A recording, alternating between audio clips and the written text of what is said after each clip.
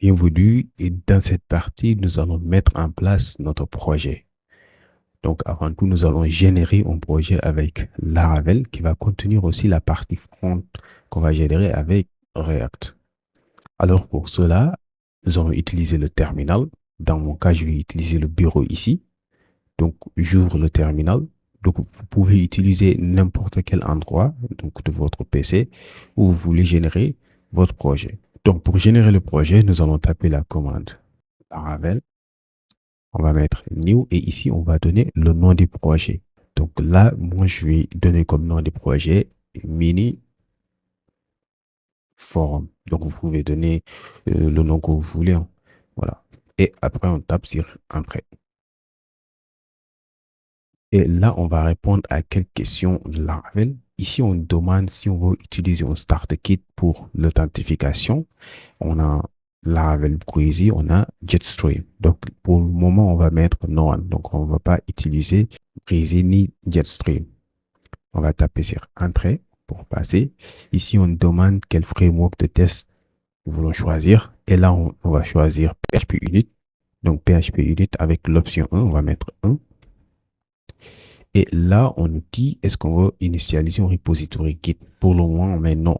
Donc, c'est non qui est choisi par défaut. On va juste taper sur Entrée. Et là, le projet donc, va être généré automatiquement. Et nous avons ici un dossier donc avec le nom du projet mini forum. Donc, on se retrouve à la fin de la génération du projet.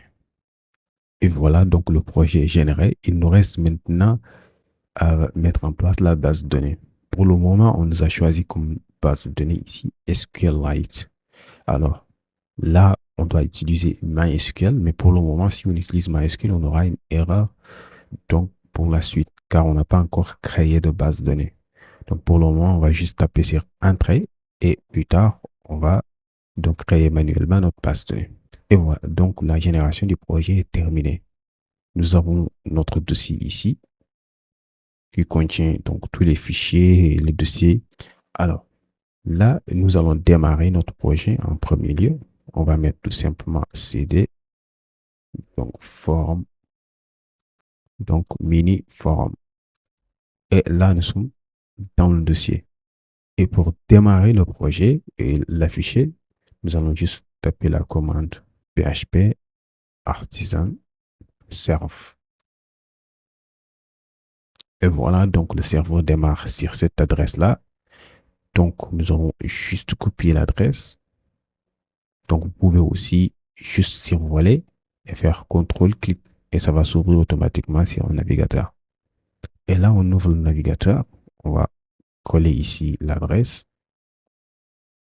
Et oups, voilà. Donc, voici le nouveau design de Laravel 11.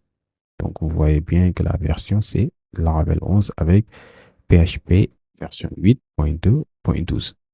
Voilà. Donc, là, nous venons de démarrer notre projet. Donc, tout fonctionne bien.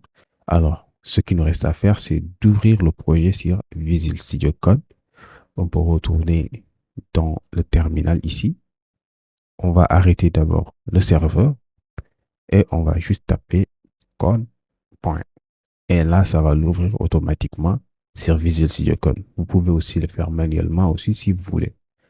Et voilà, donc, voici notre projet. Alors, donc, nous avons tous les dossiers, les fichiers que nous avions ouverts dans le dossier. Donc, voilà, c'est tout pour cette partie où la génération de notre projet est Laravel. Dans la prochaine session, nous allons créer notre base de données et effectuer les migrations.